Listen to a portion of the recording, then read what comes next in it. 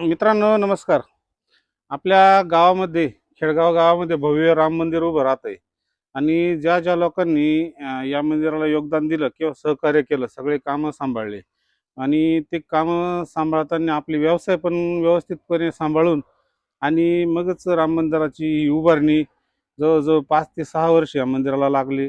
Corona काळात या मंदिराचं भरपूर मोठं काम झालं आणि सगळ्या जे शेतकरी लोक आहे, काही आहे राजकारणी लोक, सरपंच, ग्रामपंचायत सरपंच, उपसरपंच, सदस्य लोक, परत आपल्या बाळासाहेब अण्णा जोगाले यांच्यासारखे शेतकरी आणि उद्योजक ज्यांनी आता हे नर्सरीचं काम बघून आणि आपल्या या मंदिराला फार मोठं योगदान दिलंय.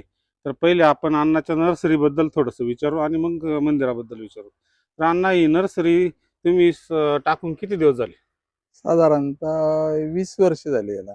आणि किती प्रकारच्या व्हरायट्या तुम्ही या नर्सरीमध्ये तयार करताय? सुरुवातीला खूप कमी होत्या, नंतर जसं वाढत गेलं त्या 40-45 व्हरायटी आता भरतोय. पण ज्या रेग्युलर असताना त्या कमीत कमी 10 ते 12 रेग्युलर असतात. या नर्सरीचं भविष्य कसं? बेंच ग्राफ्टिंगकडे जास्त कल राहील लोकांचा की या असं ग्राफ्टिंगच चालेल? हो, नाही बेन ग्राफ्टिंग कडेच हळूहळू वळावं लागेल. आम्ही त्याची सुरुवात सुरुवात पण केली. केली आणि ट्रायल पण झाल्या. तर हळूहळू ते 1 वर्षात आता प्लॉट पण लावले रोस्टॉकचे आणि हळूहळू त्याच्याकडे वळतोय. ट्रायल झाल्या, सक्सेस झालं, प्लॉट पण लावले त्याच्यातले. त्याच्यामुळं ती त्याच्याकडे 100% वळावंच लागेल. शेतकऱ्यांनाही वळावं लागेल, नर्सरीलाही वळावं लागेल. आणि आता आपण मंदिराकडे येऊ. तर मंदिराचा हा सुरुवात ही कशी आणि कधीपासून झाली? म्हणजे काय काय केलं तुम्ही? मंदिर सुरुवात झालं, कोण कोण त्याच्यामध्ये सदस्य वगैरे सगळ्या गोष्टी? आम्ही साधारणतः आहे ना 17 साली आहे ना, आपल्या गावचे सरपंच दत्तात्रयजी पाटील आहे ना, आम्ही सगळ्यांनी मिटिंग घेतली 17 साली आणि त्यानंतर आम्ही दामोदर महाराजांकडे ना कमीत कमी 4 ते 5 चक्कर घातले. त्याच्यामध्ये दादा असतील, माणिकांना असतील, विजू अण्णा, रंजन दादा, शरद अण्णा, आम्ही सगळेचे सगळे, सुरेश भाऊ, सगळेचे सगळे ना त्यांच्याकडे 4-5 वेळेस विनवण्या केला. तर ते या गोष्टीला तयारच नव्हते आधी. त्याच्यानंतर मग त्यांनी सांगितलं की मंदिर बांधा, पण पाडलेलं उभं करणं फार अवघड असतं. त्याच्यानंतर मग आम्ही त्यांच्याकडे जाऊन खूप आग्रह केला, ते यायला तयार झाले. आणि त्यांनी मग आले आणि आम्हाला पहिल्यांदा सांगितलं, राजकारण विरहित जर असेल तरच करा, तरच मंदिर उभं करा. आणि मध्ये पिल्लर घेण्याचा उद्देश परत गावातले सगळेची सगळे लोक एकत्र आले. त्याच्यात सगळे महाराज असतील, सगळीची भजनी मंडळ असेल, सगळेची सगळे एकत्र आले आणि सगळ्यांनी सुरुवात केली का नाही आपण तयार राहू, पैसे द्यायला तयार राहू. मग प्रत्येकाकडे गेलो, ज्यानं ₹1,00,000 कबूल केले तुम्हाला मी 4 हप्त्यात देतो, ज्यानं 25,000 केले त्यांना 4 हप्त्यात देतो, अशी करून आहे ना सुरुवात केली आणि त्याला यश आलं. आणि गावातल्या सगळ्या लहान थोर प्रत्येकानं त्याच्यात मदत केली. म्हणजे मजूर असो का कोणीही असो, दुकानदार असो, व्यापारी असो, प्रत्येकानं, आणि शेतकऱ्यांचा फार मोठा सहभाग आहे. हे जे राजस्थान वगैरे तुम्ही कुठं कुठं फिरले आणि काय काय आणलं तिकडून? दगड म्हणा, फरशी म्हणा, मूर्त्या, कारागीर, कॉन्ट्रॅक्टर, याची व्यवस्था कशी केली? आम्ही सुरुवातीला आहे ना, दादांनी एक मंदिर पाहिलेलं होतं धर्माजला. मग पहिल्यांदा तिथं एक मोठी टीम घेऊन गेलो, साधारणतः 2-4 गाड्या भरून आहे ना, सगळ्यांना ते मंदिर दाखवलं. त्या मंदिरात तिथे एक आर्किटेक्टचं हे होतं, नाव होतं. मग त्याचा शोध घेतला. त्याच्यानंतर मग तिथून सुरुवात झाली. त्या आर्किटेक्टला भेटलो, त्यानं मग आम्हाला बऱ्यापैकी तिथूनच सुरुवात केली. का आर्किटेक्ट दिला, कॉन्ट्रॅक्टर इथं बघितला आम्ही, मोंटूजी म्हणून आहे, त्यानं आधी आरसीसीचं काम त्यानं घेतलं. त्याच्यानंतर मग तिथं याचा गुजरात बडोद्याचा आहे ना, बडोद्याचा एक कॉन्ट्रॅक्टर होता, त्यानंही दगडाचं काम घेतलं. त्याच्यानंतर मग सोमकोरा होता, राजेश सोमकोरा, त्यांनाही सगळं काम दिलं आणि त्यांनी सगळं संपूर्ण डिझाईन आहे ना त्यांनी बनवलं आणि त्यांनीच आतापर्यंत मदत केली. प्रत्येक गोष्टीला त्यांनी मदत केली. मूर्त्या बघायला आम्ही अगोदरच याच्या वेळेस गेलो होतो 18 साली. त्यावेळेस तिथं जवळजवळ आता 18 म्हणजे 2 6 2 8 वर्ष.